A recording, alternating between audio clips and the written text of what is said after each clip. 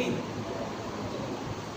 आइए देखिए, आज हम मुआसा पढ़ने वाले हैं और मुआसा में अच्छी सी एक ट्रिक बताने वाले हैं जो किसी भी कंपटीशन में काम कर सकता है। छोटे छोटे कंपटीशन में आपका काम करेगा और अच्छा 10 की बच्चों के लिए भी अच्छा है और 8 के बच्चों के लिए। तो आइए, HCF इसका पूरा नाम होता है highest common factor. Highest common factor तो किसी भी दो संख्या तो मेरे पास है 40 और 60, तो पूछा कि इसका HCF क्या होगा। तो मेरे पास होता है एक भाग विधि होता है, एक गुणनखंड विधि होता है। तो दोनों से मैं फटका थोड़ा जाता हूँ, इसे हम कहते हैं अंतर। तो 40-60 का अंतर हम देखेंगे तो कितना आ रहा है अंतर, यहाँ पर अंतर आ रहा है 20 का।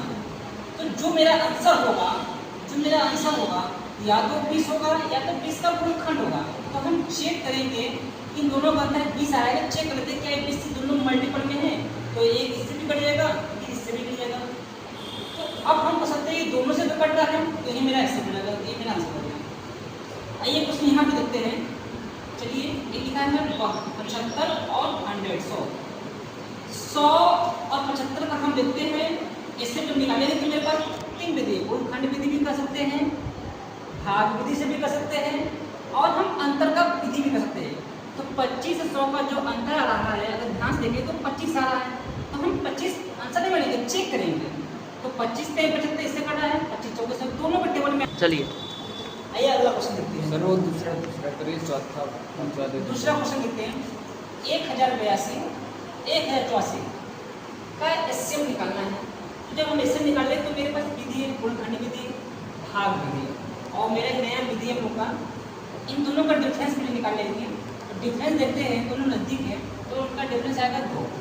तो अब जो आंसर होगा या तो 2 होगा या 2 का गुणनखंड होगा। 2 से कम गुणनखंड का 2 × 1 तो 2 होगा या तो 1 होगा। तो 2 को पहले चेक कर लेते हैं। तो 2 लास्ट में से दे सकते हैं, कट जाएगा, एक में है लास्ट में से कट जाएगा, आंसर मेरा 2 होगा। अतः HCF 2 हो जाएगा। अगर इसी को भाग विधि से करते हैं, गुणनखंड विधि से करते हैं, इसकी क्वेश्चन बहुत लंबी होती है जो कि समय ज़्यादा दे देता है। अगला सवाल देखिए, 12 15 18 का आपसे पूछा है कि HCF क्या होगा। HCF मतलब जो एक ऐसा नंबर कम से कम जो तीनों को डिवाइड हो जाए।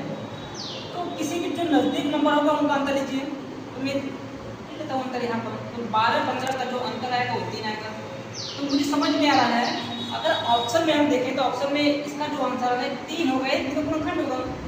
तो 3 का घटक लेते हैं 3 × 1, आंसर 3 होगा या तो 1 होगा। ये तो 100% होगा। तो ऑप्शन में हम देख लेते हैं। अब इसको हम चेक कर लेते हैं, 3 के मल्टीपल में